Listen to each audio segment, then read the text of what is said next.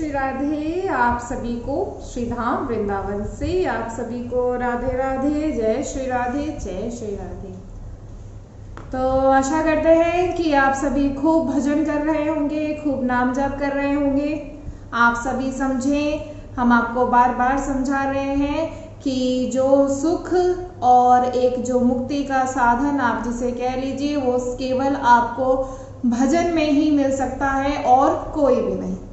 और बार बार बस एक ही बात को रटते रहिए, हरि शरणम हरि शरणम हरि शरणम हरि शरणम हरि शरणम हरि शरणम हरि शरणम हरि शरणम हरि शरणम हरि शरणम हरि शरणम हरि शरणम।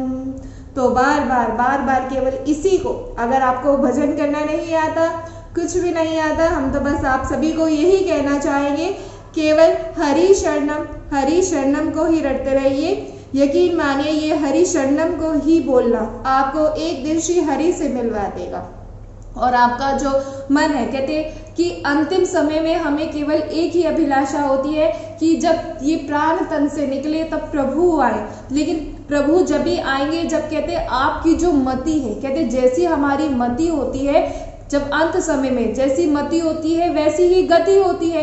तो अंत समय में आप चाहते हैं कि प्रभु आपके साथ आपको लेने आए, तो यकीन मानिए अपनी मति को, कहते अपनी मति का विवाह किससे करा दीजिए, अपनी बुद्धि का विवाह श्री कृष्ण से करा दीजिए, जैसा कि भीष्म पितामह ने ये श्री कृष्ण से वर मांगा था।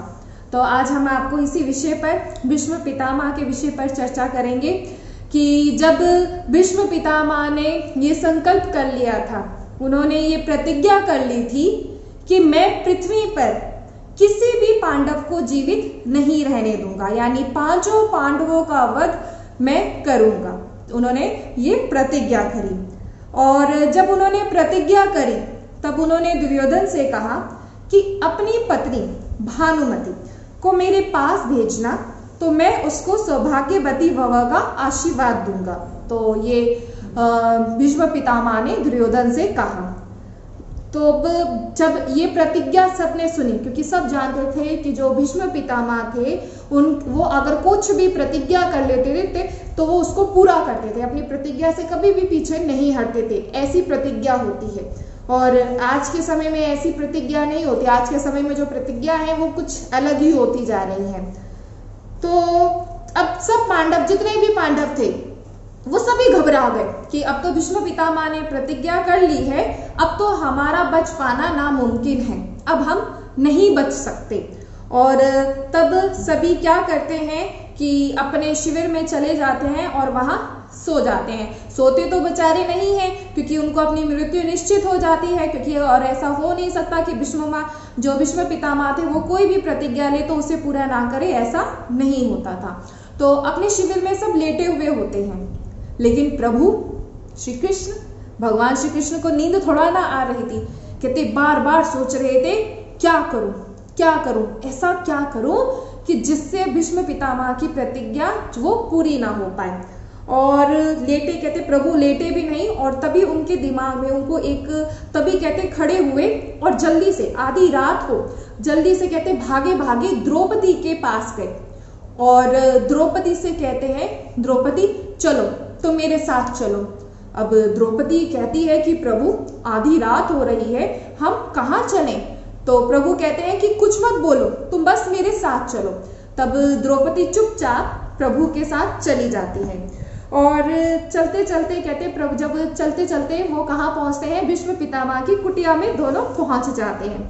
और द्रौपदी से कहते हैं कि देखो द्रौपदी, अंदर जाओगी ना तो घूंघट कर जाना, क्योंकि घूंघट, कहते घूंघट वैसे बड़े कमाल की चीज है कि अगर घूंघट कर लो तो कोई किसी को पहचान भी नहीं पाता। और ब्रज में तो आज भी घूंघट किया जाता है।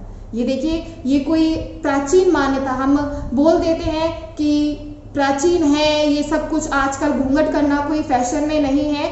तो आजकल अगर घूंघट करना फैशन में नहीं है तो आजकल तो देखा जाए तो माताओं के कहते कंधों से दुपट्टे भी गायब, चुन्नियाँ भी गायब होती दिखती हैं नहीं, ऐसा होता जा रहा है। तो इतने भी हमें देखिए अपनी संस्कृति को, अपनी सभ्यता को बरकरार रखें। तो अगर घूंघट नहीं कर सकते हैं तो कम से कम कहते हैं दुपट्टा तो जरूर लीजिए। तो प्रभु कहते हैं उनसे, और कहते जो ये घूंघट होता है तो ब्रज में तो सभी माताएं करती हैं, और ये घूंघट कहाँ काम आता है, कहते घूंघट कथाओं में, कहीं कथा हो रही हो या सत्संग हो रहा हो तो घूंघट बड़ा काम का होता है। कहते क्यों होता है कि भाई अगर पुरुष तो घूंघट नहीं कर सकते लेकिन माताएं घूंघट कर कर बैठ जाती हैं। अब सोचते हैं कि बिल्कुल ये माता बैठी है 3 घंटे से, ना हिल रही है ना कुछ, और ये नहीं पता होता कि घूंघट की आड़ में तो नींद हो रही है और जब पूछा जाए तो कह दिया जाता है कि बहुत सुंदर कथा थी, सत्संग, आज का सत्संग बहुत अच्छा था, आज का सत्संग अच्छा, बहुत अच्छा था।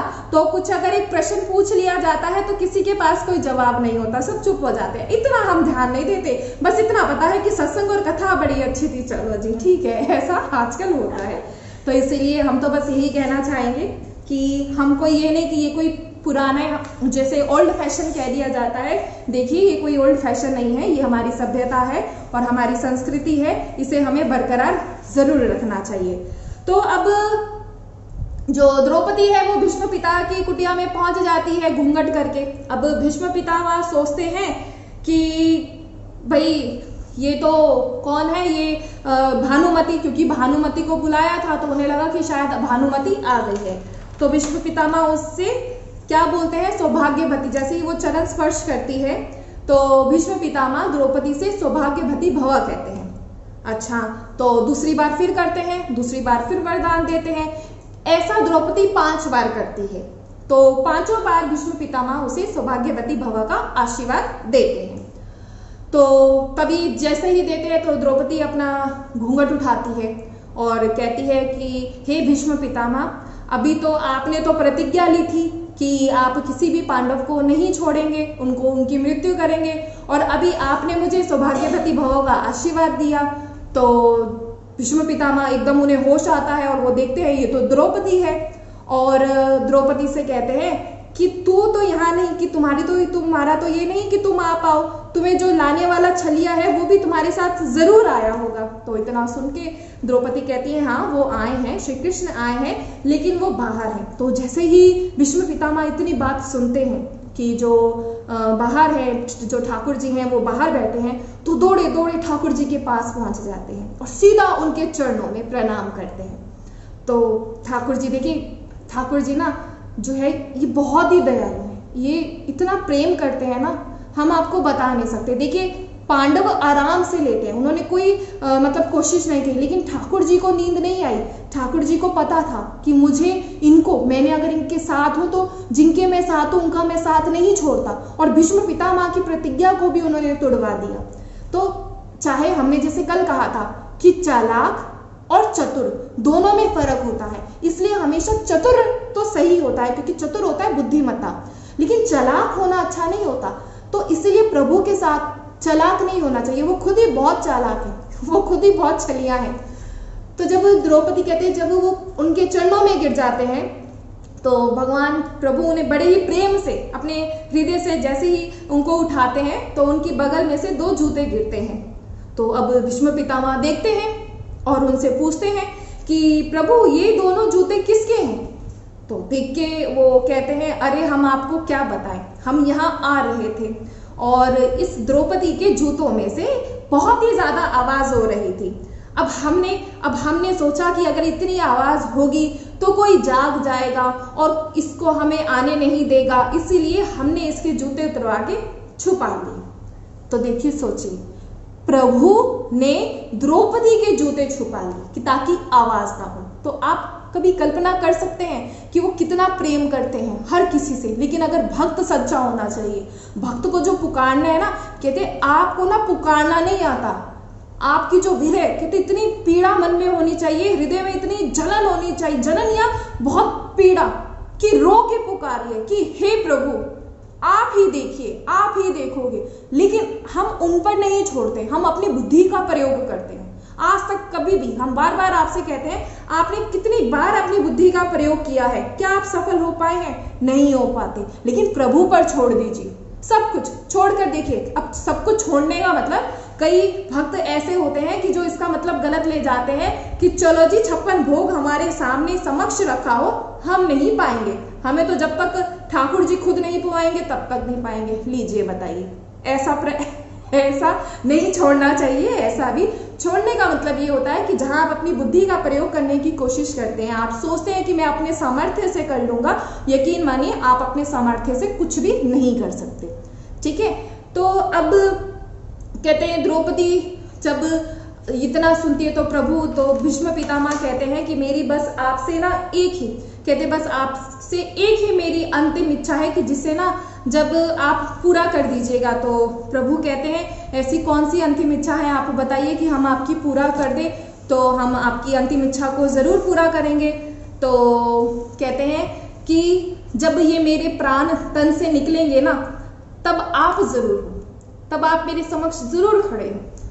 और ये हर किसी की अभिलाषा होनी चाहिए, हर किसी की, कि जब ये प्राण तन से निकले ना तब प्रभु नजर आए। और जब अगर आप चाहते हैं ना कि आपको प्रभु नजर आए, तो यकीन मानिए उसके लिए अपनी मति को, अपनी कहते मति को ना ठाकुर जी को अर्पण कर दीजिए, अपनी बुद्धि को खुद मत प्रयोग कीजिए।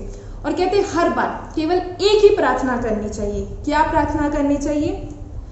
इतना तो करना स्वामी, जब प्राण तन से निकले, गोविंद नाम लेकर प्रभु प्राण तन से निकले, पीतांबरी कसी हो छवि मन में बसी हो, मेरा सांवरा निकट हो, मेरा सांवरा निकट हो, जब प्राण तन से निकले, मेरी छोटी सी है अर्जी, मेरी छोटी सी है अर्जी, मानो तुम्हारी मर्जी,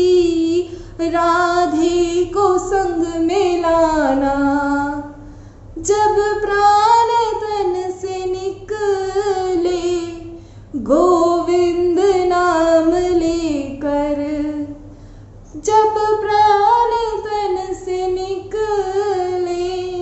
यकीन मानिए ऐसे ही प्रार्थना करनी चाहिए आपको। जब ये प्राण तन से निकले ना, तब मन में यहाँ फंसे ना हो हम आपको तभी बार बार समझाते हैं। ये तभी हो सकता है जब आप भजन अभी से करना शुरू करेंगे। आपका अभ्यास नहीं है तो आप अंतिम समय में ठाकुर को कैसे पुकार सकते हैं? नहीं पुकार सकते, सच्ची बता रहे हैं। लेकिन ये अभ्यास करना चाहिए, क्योंकि अभ्यास ही आपको ठाकुर जी से मिलवा। आप जब अभी से ही अभ्यास करेंगे ना, तो यकीन मानिए आपको ठाकुर जी जरूर मिल जाएंगे। कोई सिद्ध, हम ये कोई पूजा का कोई नियम नहीं है, सिर्फ नियम क्या है? प्रेम। प्रेम, अपने आप को अर्पित कीजिए। जिस दिन अपने आप को अर्पित कर देंगे उस दिन सब कुछ आ जाता है, सब कुछ अपने आप।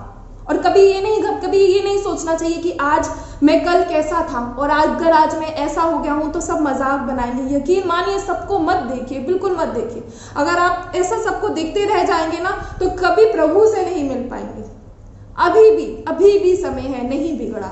याद कीजिए उन्हें, और बस केवल जीवन में एक ही तमन्ना हो कि हमें ऐसे तैयार रहना चाहिए कि जब ये प्राण तन से निकले, आज नहीं तो कल निकलेंगे, लेकिन हमें क्या तैयार रहना चाहिए कि जब ये प्राण तन से निकले ना तो गोविंद मेरे सामने हो। और एक अर्जी और कर दीजिएगा कि हे गोविंद आप तो आओगे और साथ में राधे को भी ले आना। और क्या चाहिए जीवन में? कुछ भी नहीं, कुछ भी नहीं चाहिए, केवल यही चाहिए। और तभी भीष्म पितामह ने कहा कि मैं बस आपसे इतना ही चाहता हूँ कि मेरे जब ये प्राण तन से निकले तब आप ही हो, और मेरी क्योंकि कहते हैं अंत गति सो अंत मति सो अंत गति, कि जैसे हमारी मति होती है अंत समय, वैसी ही हमारी गति होती है। अगर अंत समय में हमारा जो चिंतन है वो प्रभु का है तो यकीन मानिए आप प्रभु के ही चरणों में जाएंगे। लेकिन अगर आप उसी सांसारिक विषयों में फंसे हुए हैं तो आपकी गति नहीं हो सकती, आप फिर उसी में फंसेंगे। और ये कोई आसान, क्या ये मनुष्य जीवन कोई आसान कार्य है? और क्या इसमें हमें कुछ शांति मिलती है? नहीं मिलती, बिल्कुल नहीं मिलती। कोई एक, हम बार बार कहते हैं, कहीं एक भी ऐसा आप बता दीजिए कि जो कह दे कि मुझे शांति है, जो कह दे मुझे सुख है, कहीं भी नहीं है। इस जीवन में तो कहीं सुख नहीं है, लेकिन एकमात्र रास्ता है जो हमें सुख की प्राप्ति कराता है, और वो है भजन मार्ग, और वो है भगवत प्राप्ति, जो जीवन का लक्ष्य हर किसी को मानकर चलना चाहिए।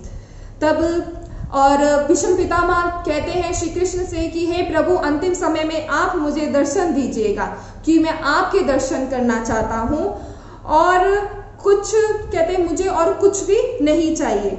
और फिर जब प्रभु ने उनकी इच्छा का सम्मान करते हुए, जैसे ही भीष्म पितामह का अंतिम समय था, तब प्रभु वहां पहुंचते हैं, वहां पांडव भी पहुंचते हैं। तब जो भीष्म पितामह है, जब वो उन बाणों की शैया पर लेटे हुए होते हैं, तो हाथ जोड़कर प्रभु से कहते हैं कि हे प्रभु, मेरी एक और अंतिम इच्छा है। तो प्रभु कहते हैं अब आपकी क्या अंतिम इच्छा है? तो कहते मेरी एक पुत्री है। तो जैसा ही ऐसा उन्होंने बोला कि मेरी एक पुत्री है, तो ऐसे सुनते ही कहते जब इतना सा ही उन्होंने कहा, तो सुनते ही पांडव भी सब एक दूसरे को देख रहे हैं कि इनकी पुत्री कैसे, ये तो ब्रह्मचारी थे, तो इनकी पुत्री कैसे हुई? इनकी तो नहीं थी। तब भीष्म पितामह कहते हैं जो मेरी पुत्री है वो मेरी पुत्री है, मेरी मति, मेरी बुद्धि। तो मैं चाहता हूं कि जो मेरी मति है उसका विवाह आपसे हो जाए। तो प्रभु खुश हो जाते हैं, तो मुस्कुराते हैं, कहते मैं तो विवाह करने के लिए तैयार हूं, लेकिन आप ये सोचिए कि आपकी पुत्री जो मति है उसको मैं पसंद हूं या नहीं। तो भीष्म पितामह कहते हैं कि एक पिता को क्या चाहिए? एक माता जब अपनी पुत्री के लिए बेटा अपना एक जो पुत्र देखती है, तो वो यही सोचती है कि जो मेरा दामाद हो वो बहुत ही सुंदर हो, और जो पिता होता है वो सोचता है कि बहुत धनवान हो, और जो भाई होता है वो ये सोचता है बहुत गुणवान हो। तो यही चीजें देखी जाती है, वो तो आप सब में है, आप में सब गुण है। तो बस मैं यही चाहता हूँ कि जो मेरी मति है उसकी, जो मेरी मति, मेरी पुत्री जो है उसका विवाह आपसे हो जाए।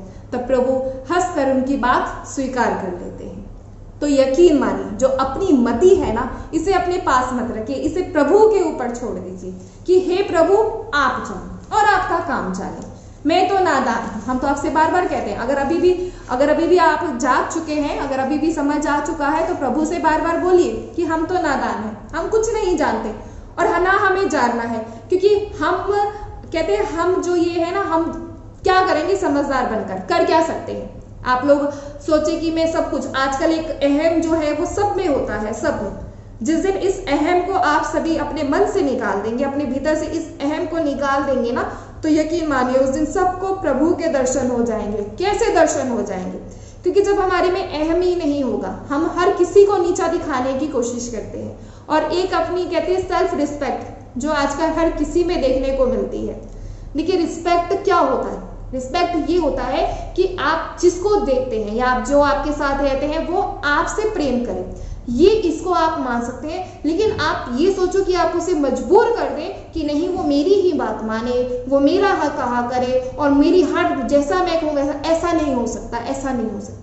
इसलिए किसी को अपने आप सोचो कि मैं मजबूर करूं कि वो ऐसा कार्य करे, ऐसा वो नहीं, कोई भी नहीं। इसलिए जब आप ऐसी भावनाएं अपने मन में रखते हैं तभी आप अपने जीवन में दुखी रहते हैं।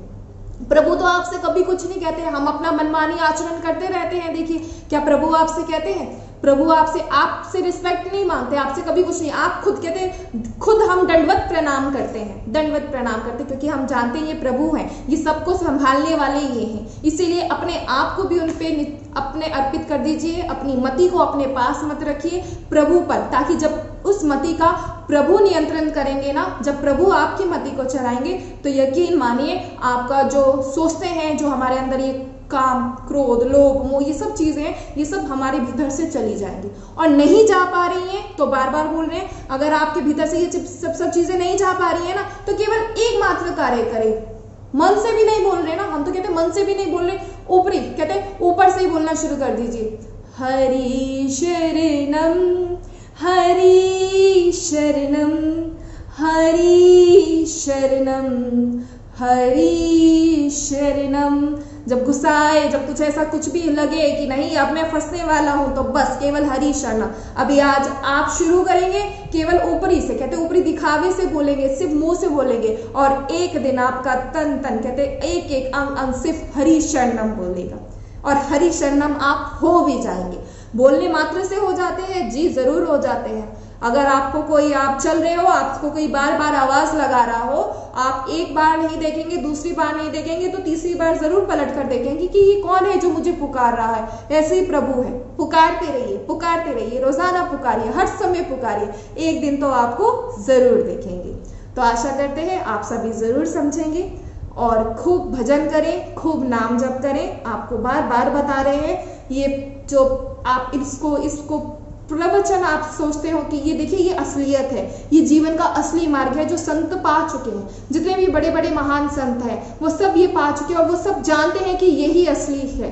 इसलिए समझिए, ये कोई मजाक नहीं है, जीवन कोई मजाक नहीं है। मनोरंजन में समय नष्ट ना करें, केवल भजन करें और हर समय हरि शरणम कहते रहिए, और एक दिन यकीन मानिए आप सभी हरि शरणम हो जाएंगे। तो जय श्री राधे आप सभी को। आशा करते हैं आप सभी खूब भजन करें, खूब नाम जप करें, क्योंकि भजन ही केवल एकमात्र ऐसा है जो आपको प्रभु से मिलाएगा। और केवल हरि शरणम श्री राधा रटते रहिए, यकीन मानिए एक दिन आपको श्री हरि आपने हृदय से लगा लेंगे, और जीवन का यही हमारा लक्ष्य होना चाहिए। जय श्री राधे।